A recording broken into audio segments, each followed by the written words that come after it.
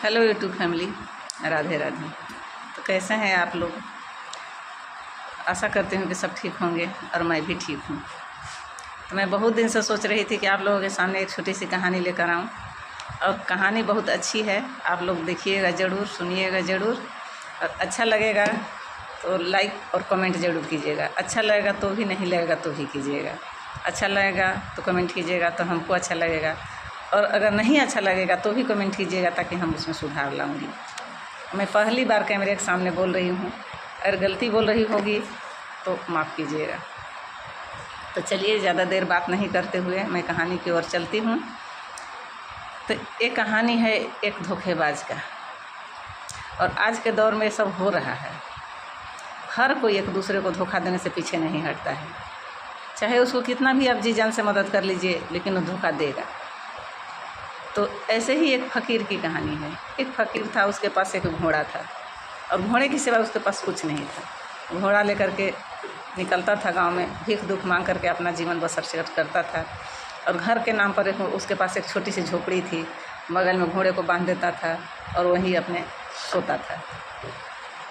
एक दिन की बात है, एक सेठ की नज़र पड़ जाता है उस घोड़े पर, और उसको घोड़ा को देख करके उसको लगता था कि ये घोड़ा मेरे पास होना चाहिए था, इस फ़कीर के पास नहीं। और जाता है फ़कीर के पास कहने कि घोड़ा मुझे दे दीजिए। फ़कीर कहता है कि नहीं भैया, हम अब घोड़ा नहीं दे सकते हैं, क्योंकि मैं इसके बिना नहीं रह पाऊँगा और घोड़ा भी मेरे बिना नहीं रह पाएगा। फ़कीर कहता है कि आप जितना पैसा चाहिए हम देने के लिए तैयार हैं, लेकिन घोड़ा हमको दे दीजिए। कहता है कि हमको पैसा की ज़रूरी नहीं है, हम पैसा नहीं लेंगे, लेकिन हम घोड़ा नहीं दे पाएंगे, इसके लिए क्षमा कीजिएगा। तो उसको बहुत गुस्सा आता है सेठ को, और कहता है कि देख फ़कीर, जो नज़र हमको पड़ जाता है और पसंद आ जाता है उसको हम किसी भी तरह से हासिल कर लेता हूँ, और हासिल मैं करके रहूँगा, ये तू देख लेना, कह के चल जाता है। दूसरे तीसरा दिन वो फ़कीर अपने घोड़े पर सवार होकर के निकलता है भीख दुख मांगने, और सड़क के किनारे देखता है कि एक कुष्ठ रोग से ग्रसित एक आदमी कराह रहा है, और मदद के लिए हर कोई को इशारा कर रहा है, लेकिन कोई मदद करने के लिए तैयार नहीं था। तो उस फ़कीर ने देखा, उसको भी हाथ मारा। तो फ़कीर ने घोड़े को खड़ा कर देता है और उसको उठा करके अपने घोड़े पर लगता है, और अपने उसका लगाम पकड़ करके पैदल चलने लगता है हॉस्पिटल की तरफ। और जैसे ही उसको बैठता है और तन के बैठ जाता है, और फ़कीर के हाथ से लगाम खींच लेता है और कहता है कि देख लिया ना फ़कीर, ये हमको छीन लिया ना हम तुमसे, अब तुम जाओ, जिसके पास जाना है जाओ, थाना में रिपोर्ट करो, हमको कोई फ़र्क नहीं पड़ता है। फ़कीर बड़ा आश्चर्यचकित हो गया और कहता है कि अरे वही सेठ है जो हमरा धमकी दे करके गया था।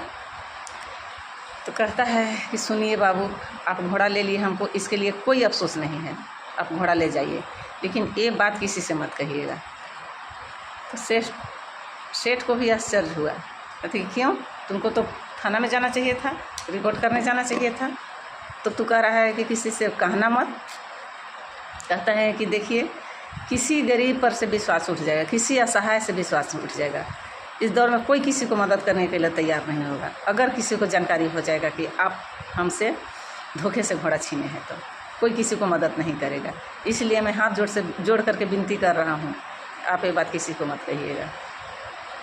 फिर भी वो सेठ सोचते सोचते घोड़ा लेकर के चल जाता है, और उधर फ़कीर है कि अपने झोपड़ी में आ जाता है और सो करके रोने लगता है। 2-3 दिन के बाद फिर वही सेठ घोड़ा के साथ वापस आता है, और झोपड़ी में आकर के उस फ़कीर को कहता है कि फ़कीर, आप अपना घोड़ा लीजिए, ये मेरे काम का नहीं है, ये आप ही को शोभा दे रहा है, आप ही के झोपड़ी में शोभा दे रहा है, और आपका बात से हमको बहुत मोटिवेट मिला है कि सच में किसी को धोखा से छीनना नहीं चाहिए, किसी को धोखा नहीं देना चाहिए। और सच में किसी पर धोखा देने से किसी को गरीब पर से विश्वास उठ जाएगा, कोई किसी को मदद करने के लिए तैयार नहीं होगा। आप सच में कह रहे हैं, अब हम ये घोड़ा नहीं रखेंगे, आप ले लीजिए। और उस फ़कीर ने घोड़ा पा करके बहुत खुश होता है।